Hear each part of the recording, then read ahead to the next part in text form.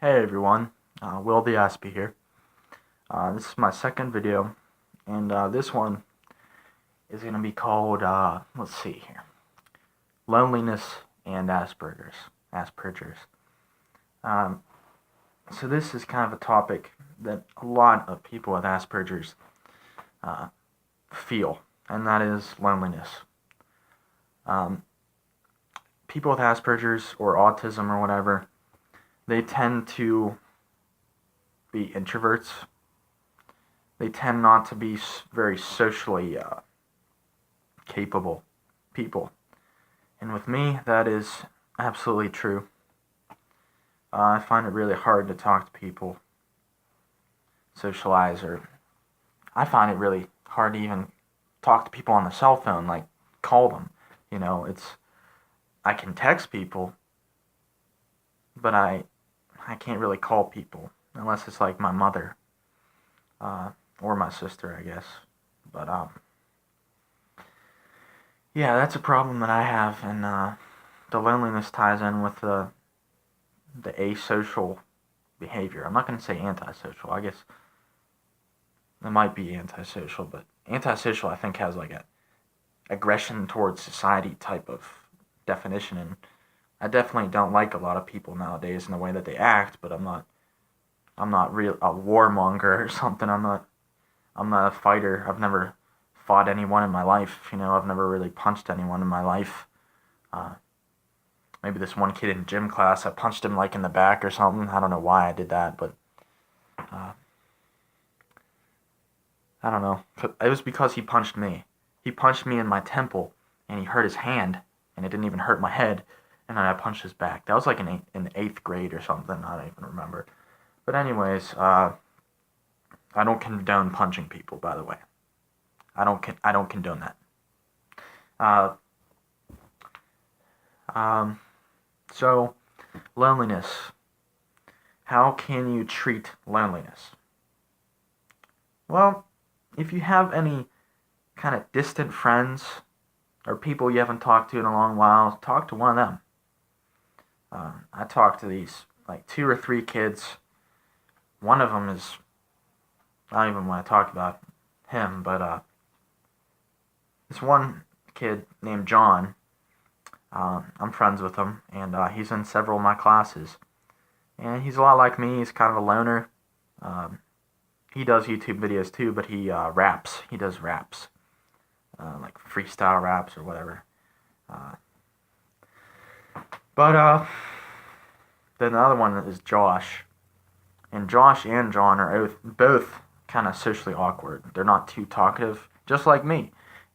People that are a lot like each other will socialize a lot more and talk to each other and be friends with each other, just like me and John and Josh. The weirdos unite, I guess you could say. The weirdos unite. But loneliness it's a really, you know, sensitive topic for me since I feel it a lot. Uh, you just want to be with the presence of someone. You want someone to be with you.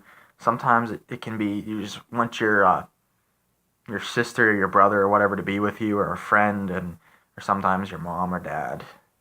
Um, and sometimes it's the kind of loneliness for a partner. So if you're a guy and you're lonely, you're gonna want a woman that you can be with. And the thing with people with Asperger's is they have a lot of times low self-esteem, bad communication skills, very awkward and clumsy, and they freeze up. There's the problem with people with Asperger's, at least for me, is anxiety gets a hold of me, and once that anxiety kicks in, I can't do shit. I'm sorry for my bad language. I can't do crap. You know, uh, a few times I think one of my friends got the number of a girl for me. Actually, yeah, that's true. Twice, one of my friends got a girl's number for me. The first time it was with this stupid hoe in like eighth grade at the eighth grade dance, and then the second time was with this girl named Brandy, And I went on one date with Brandy, and that was the best day of my life, pretty much. It was kind of awkward, but then it felt very good. I only was on one date with her, and she had to move away. At least that's what she said, so never went on another date with her. But the best girlfriend that I've had in my life, I've only been on one date with, and then that was it. So, yeah, romance for an Aspie. Hold on, guys. Romance for an Aspie is a really hard thing because they don't know what to do with themselves. They don't know what a woman wants. They can't read body language. They can hug you and kiss you and have sex with you, but they're going to be awkward and kind of clumsy. They can be very loving, but they're just weird, I guess. Not normal. So I have a few minutes left here. This is already 6 minutes long, but so loneliness. How do you become unlonely if you're an Aspie? Well, you have to have motivation. You have to get some motivation. You can't rely on your friends. You can't rely on your wingman your whole life. I mean, maybe you can, but you're going to have to learn to talk to girls. You know? Simple as that. For me, it's not going to happen because I don't trust girls anymore. I don't trust them. I just don't trust girls. I don't. I can't go up to a woman that's pretty and say, "Can I have your number?" Because most times the girls that are pretty, that put on all the makeup and do everything right, they are the promiscuous ones. And I found that out the hard way. Actually, it's a good sign if a girl barely wears makeup at all, because she's not trying to be a promiscuous woman. She's trying to be a good girl, I guess. I don't know. It's not always the case. If there's a girl that doesn't wear makeup, it doesn't mean she's a good woman. It doesn't mean she's a good girl, you know. But yeah, girls are tricky.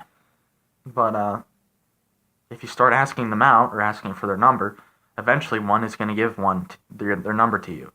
The worst thing you're going to feel is probably a sinking feeling in your brain or a depressed feeling after the person says no. That's what always happens. It's always either a sinking feeling or a depressed feeling, or your cheeks will start getting red. And if she says no, she says no. There's not much you can do about it, except for look for a different one, you know. So whenever people hear that Asperger's is a mild form of autism, and you're on the autistic spectrum, most people just panic and run away. They say, "I don't want to be with someone that's autistic." But what they don't understand is people with Asperger's are very high functioning, and they're almost as high functioning as normal people, except for their social capabilities. And they're a little clumsy. That's it. There's really nothing else. It's just the social capabilities. They're a little clumsy, and sometimes they're a lot smarter in a certain topic than other people because they specialize in certain hobbies or topics a lot of times. But yeah, guys, just try to talk to more girls or people. Try to talk to people that are like you, and maybe you'll find some friends or a girlfriend, you know. I don't know about me, but you guys probably could. But that's about it, guys. See you later. Signing out.